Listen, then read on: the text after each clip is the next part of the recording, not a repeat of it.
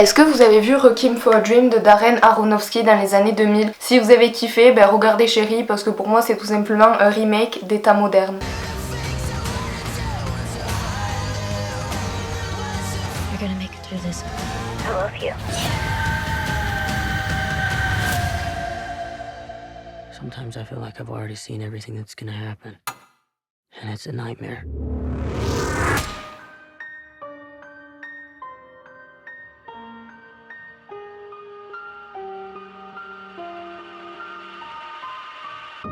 Chérie, c'est tout simplement l'histoire d'un homme amoureux qui part faire la guerre en tant qu'infirmier militaire et qui revient avec des traumatismes. Il va se réfugier dans la drogue pour tenter d'échapper à ses démons et à ses souvenirs qui l'ont marqué. Il initie sa copine à la drogue et il va commencer à faire des braquages pour pouvoir survivre, je m'entends, pour pouvoir se payer sa dose d'héroïne à lui et à sa copine. C'est en 2h21 que les frères Joe et Anthony Russo, qui sont déjà pas mal connus, ont choisi de raconter l'histoire d'un infirmier militaire qui sombre dans la drogue. Sorti fin février 2021, ce film avec des plans parfois étranges voire spéciaux, je vous l'accorde, sera vous marquer de par leur réalisme. Je tiens à dire qu'il n'y a aucune censure, aucune scène n'est mise à la légère, n'est passée à la trappe. Tout ce qu'il y a d'horrible dans ce film, vous le verrez en image. C'est pas romancé, c'est clair, c'est net et on vous le balance à la gueule et vous n'avez qu'une seule chose à faire, c'est de l'accepter. Le sujet de la drogue est abordé un petit peu tard dans le film. Il y a des côtés un petit peu teenager qui reviennent. Je l'ai vu dans les critiques, je sais que ça a gêné. Je sais que le film peut sembler long quand on n'accroche pas, je suis d'accord, mais les frères Russo se sont lancés dans une œuvre personnelle avec des dures réalités et des moments intenses. On s'identifie très facilement aux personnages. Tom Holland joue parfaitement bien,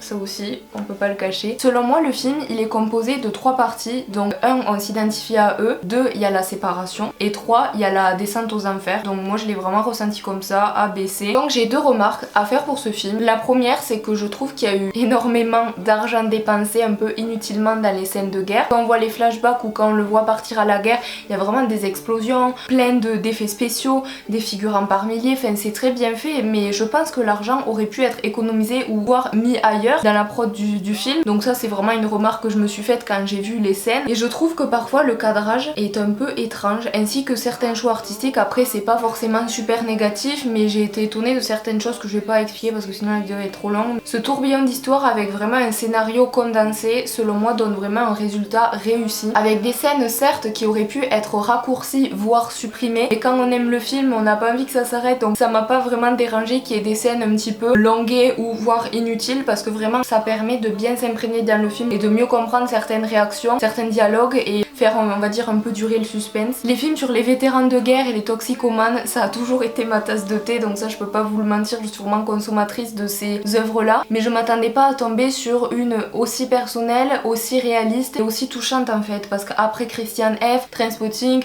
Requiem for a Dream, voilà Chérie, et je vous conseille vraiment de le découvrir. Donc je vous fais une petite instant promo sur mon autre chaîne principale, je vous raconte un peu ma vie etc. Vous allez trouver une vidéo qui s'appelle l'héroïne dans le cinéma, donc je vous la mettrai ici en description. Les films des années 2000, sensibilisation contre l'héroïne. Donc voilà, je vais pas en parler ici, vous avez en description si ça vous intéresse d'aller la voir. J'ai l'impression que ce film c'est une tentative qui a pas convaincu tout le monde. Selon moi les propos du film il manquait pas du tout de cohérence et tout s'enchaînait parfaitement bien. Moi je vais pas dire que c'est le chef-d'œuvre de l'année, mais c'est un bon film, très délicat. J'aime quoi, merci. Chérie pour moi c'est un film engagé, touchant, avec de la bonne musique aussi. Vous savez très bien que la bande son pour moi c'est vraiment très important dans un film. Il y a des chansons que j'ai pas aimées mais je trouvais que ça collait bien avec les scènes, donc 10 sur 10 à ce niveau là.